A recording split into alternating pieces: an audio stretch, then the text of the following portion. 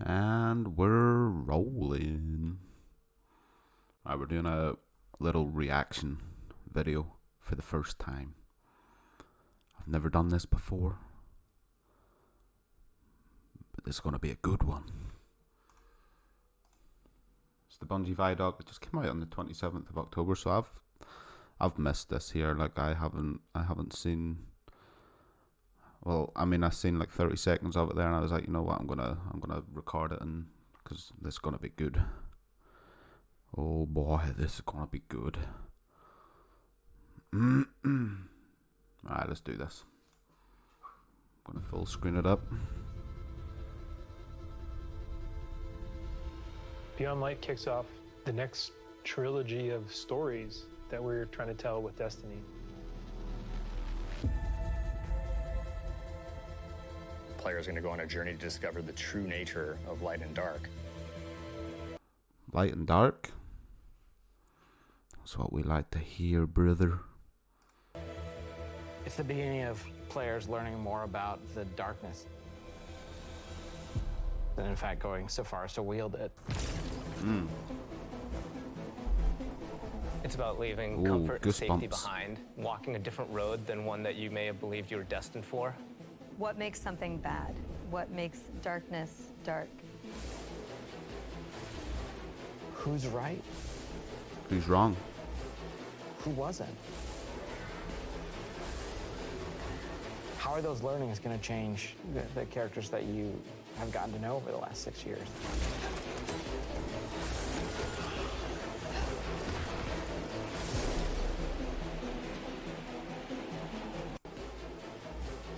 Who wasn't? How are those learnings going to change the characters that you have gotten to know over the last 6 years? So we're seeing a new race. This isn't it. That's Fallen, right? That's the Fallen.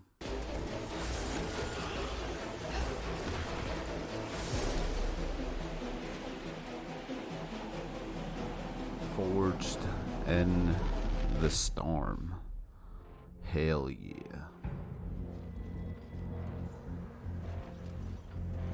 Beyond Light's really the beginning of a new adventure. Guardians, for the longest time, have been bathed in the light, sort of this altruistic force fighting back evil. And now we're starting to move into that gray area between the light and dark. If the darkness reaches out, we must reach back. I will not sanction this. In Season of Arrivals, the Vanguard is divided. You have some characters telling you, you know, we should fight these ships, and we have other characters who are saying, no, no, no, we should find out what they want. We should get to know them and understand more. But it definitely comes to a head. This next year in Destiny is really just about how all the different characters and factions are reacting to these disappeared destinations and what that means as the pyramids have arrived in our system, not for the first time, but for the second time. We're going to see the return of a character who's been absent for a pretty long time in The Stranger, and boy, does she have a lot to say, and she has a lot of time to explain. When I know more, you'll know more. She has shown up to encourage us to take on the darkness, and the only way to truly stop it is to work with it. And here comes our guardian. Who's this? This is like the new Cade. This is a Cade replacement. You can never replace Cade. Right on time. Why did the darkness invite us here? Europa is literally like a time capsule. Europa is huge. Killer destination, freezing cold. Desolate. Some of the most beautiful spaces I've ever seen in a video game. Europa. Europa. Nice. I like the name of it too. There was a lot built on Europa during the Golden Age, and a lot of that was built underground. Clovis Bray had some research facilities there, really pushing the limits of technology and innovation there, maybe stepping into some things that we shouldn't have. Under the ice, all kinds of secrets. I'm so excited for what players are going to find.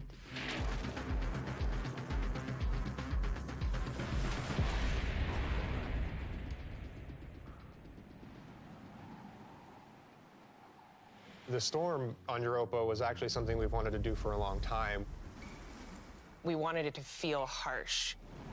The weather system is so awesome. Like, you're walking through an open space and all of a sudden things start happening. Oh, come on, what is that? What is that? It's like a scout rifle? What the heck? What the heck? Coming across, like... ooh, hang on, was that like Dragonfly? What the heck was that? An open space and all... That's a sidearm, is it? It's a rocket launcher. What's that, an LMG? It's a light machine gun. All of a sudden, things start happening. Like, of all weapons, you're gonna... What's all this here going on? What's this? But like, you're gonna showcase me a scout rifle, dude? Right, let's see what it does. Coming across, like... Alright, so there was a couple of things happening there. What the heck? So, whatever those icicle things was that like an ability from a different class or something? Fallen or... And it like froze the one falling up? Vex for the first time. You can barely make out the glow in their eyes. Ooh, what's this? An auto rifle, right? That's gotta be an auto rifle. The sound of the wind, the ice will change based on what the weather is looking like. You'll actually feel every piece of the environment changing around you to match the storm. Nice. Oh, we're just gonna be like destroying mechs. Who's this? Europa itself is a pretty foreboding place. Aramis is there in advance of us, and she's set up a forward base. She has lieutenants who have gotten their hands on stasis, gotten their hands on the darkness, and they're learning to wield it. One by one, we will rise again. And so I think her motivations are really interesting too. Today, we begin breaking Yo, look at that fucking server. What the heck? free from our chains. Aramis I'm scared. really challenges a lot of the ways that we think about light and darkness. She's gonna make you think about your relationship with the Traveler. Okay. She's a compelling leader, and she has a vision. And especially after the collapse of their society, people, I think, the Fallen wanted someone to follow. Is the light gonna be enough? Hell yeah. I think we've seen that we need some new tools to fight our enemies with. Yeah. Maybe it's Don't time show me to a scout fight rifle, fire with though. fire, or ice with ice. What? That we need some new tools What was that? to fight our enemies with. Maybe it's time to fight fire with fire, or ice with ice.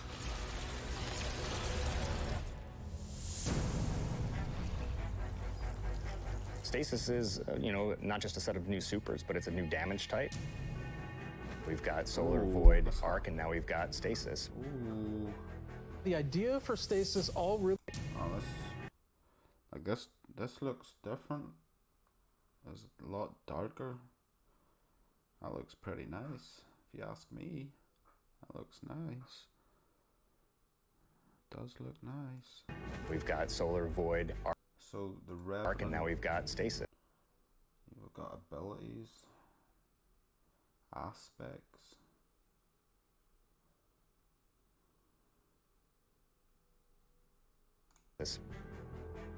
The idea for Stasis all really came back from the gameplay idea of freezing someone. That was kind of the theme that everyone's kind of rallied behind. You know, Dima's an amazing concept artist, had some images that really kind of put us on the right path. What really was landing with that was the more crystalline notion. So when we say cosmic ice, that's kind of where the cosmic comes in. Once he freezes solid, I'm able to hit him again and just shatter him in pieces. The pieces break apart and explode into sharp shards that can damage you. So all of that kind of came together when we landed on that theme. There you go.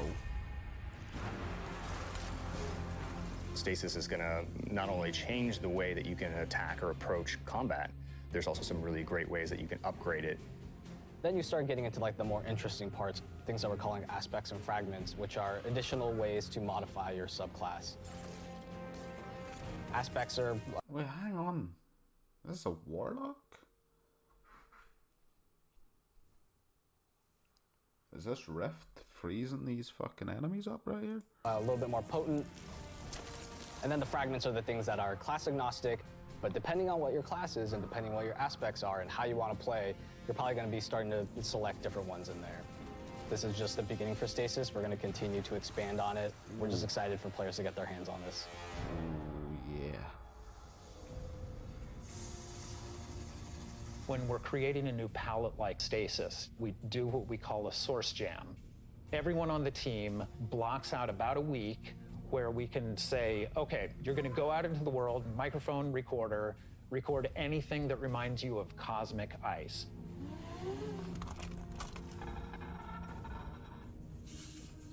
That gives us the palette that we can build the eventual sounds out of. Ooh. I found personally that the best way to do it was at night. But doing screams, screeches, and blood-curdling yells is a little scary at night. Yeah, would be. Then I had a really rumbly stomach, and that also was recorded. There was also a breast pump.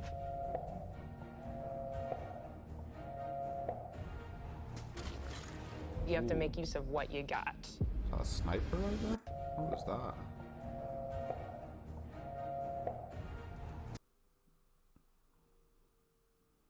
The heck is this? You have to make use of what you got. Ooh, look at that.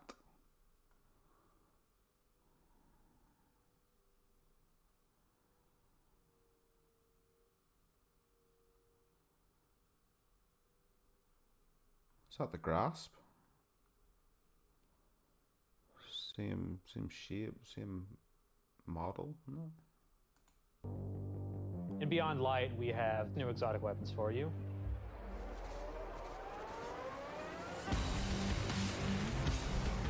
No Time to Explain is coming back.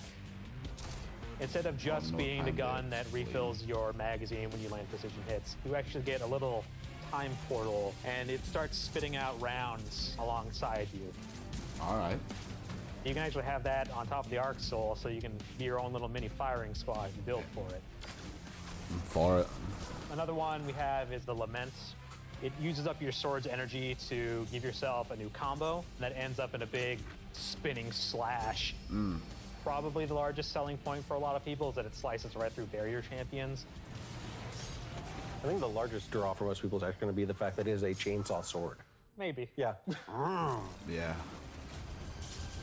I've seen it moving like a chainsaw. For Beyond Light, we like, really wanted to create exotic armor pieces that formed a key part of your build around which... Oh no. What is this? What is the hat?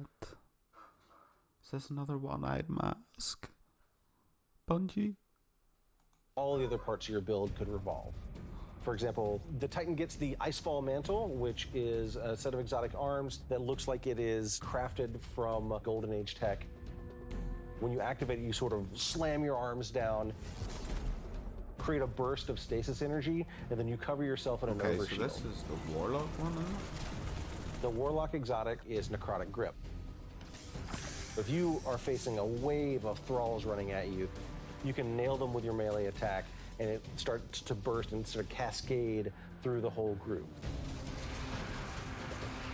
Ooh.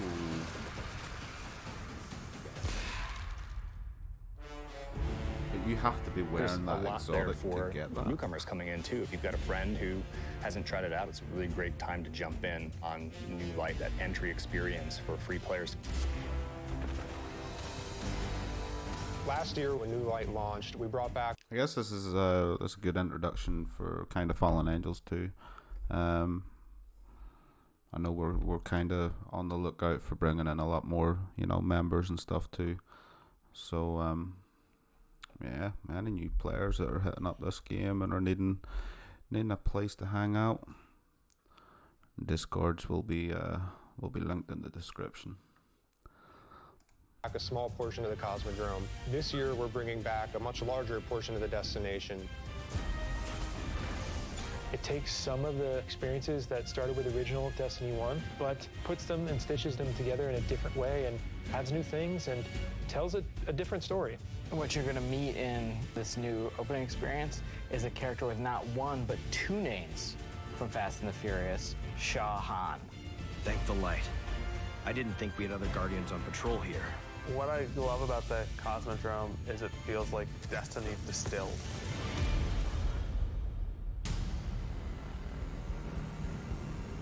Season of the Hunt picks up where Arrivals left off. Other forces are taking advantage of the darkness to make their move forward, including Xivu Arath, a sister of Oryx, and she's taking this opportunity to build up an army.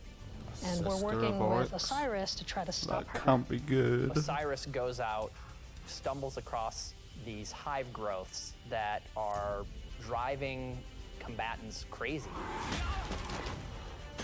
Osiris is in trouble, and of course, you're his only hope.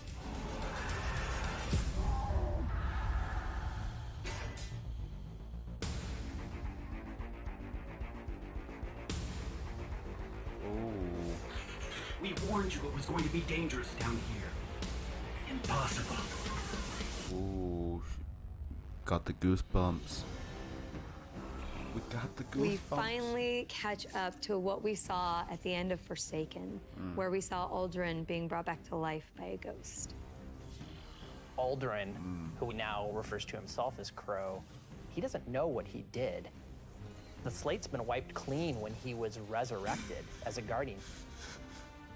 We know what he's done, and we know what he could be capable of doing, so now we're going to spend some time watching him go back and forth, and that's going to question how we look at him, how we look at ourselves, how we look at the... So us at Fallen Angels were kind of like talking on this here the other night with Aldrin, and you know, Aldrin has like huge boots to be filling here. Like this guy is, you know, technically gonna, you know, he's the dude that took out Arcade. You know what I mean? So this guy has got huge boots to be filling, but I think they got Aldrin under control. I think he's gonna smash out at the park for sure. The light, how we look at darkness. In Season of the Hunt, we're partnering with the Crow and Osiris to take down the High Celebrant. It's creating these cryptoliths around the system, and those cryptoliths are attracting Elixian Cabal and corrupting them. So Xivu Arath is essentially corrupting herself and army, and it's our job to put a stop to it. I'm really excited to see Xivu Arath fleshed out more and to find out more about her relationship with Savathun and what that means for Year 4 of Destiny. Savathun has been placing dominoes, and at the end of Year 4, she's going to knock down the dominoes. We're going to see what she's been really up to. And so this year, she's putting the last pieces in place. Ooh. Interesting. Oh, I'm hyped. Destiny is just a really incredible world, and Can we there spiral are racing so back, many Bungie, stories for us to please? tell. We have a lot to look forward to beyond Light, then the Witch Queen, and then Lightfall, and all the Witch seasonal Queen. content between. Lightfall, We feel like we've did got a he really say? great, then the Witch Queen, and then Lightfall, and all the seasonal Lightfall. content between. We feel like we've got a really great way to bring people together. Working through COVID and working through some of the other turmoil in the world right now has been really challenging. I have to admit, I've been pleasantly surprised with how well we've been able to get things done. We're committed to your characters and your community of players. We want to meet you where you are. I think the thing that excites me the most about Destiny's future is how much it's rooted in where we come from. Seeing villains revealed and finding out secrets that we've been hinting at for years. When I look at the team that we're building and continuing to grow and hire, the new leaders that are coming up in Destiny, that gets me super excited. Destiny's best days are ahead of us.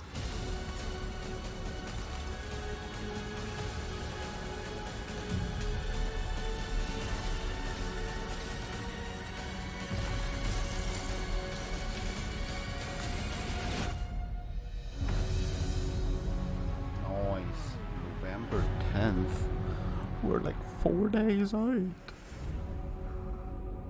Nice. That was a good video. That was a good video. That was a good video. I think I'll just upload this straight to YouTube. Keep it raw. What was that, like 20 minutes? Like just over 20 minutes? Cool. I guess if you've enjoyed watching me watch a video with slight reactions, you can go ahead and hit that subscribe button. This will be my first video to YouTube on Babracat. Yo, this is feeling so weird. I haven't done this in years. I'll throw down some links and what have you in the description. Fallen Angels Discord. If anyone's interested in getting in contact with us and joining our community, but I'll leave all different info in the description because I can't think of it off the top of my head. So like I said, if you enjoyed, hit the sub button, hit that thumbs up button, do whatever you gotta do on a YouTube video. And I guess I'll see you in the next one.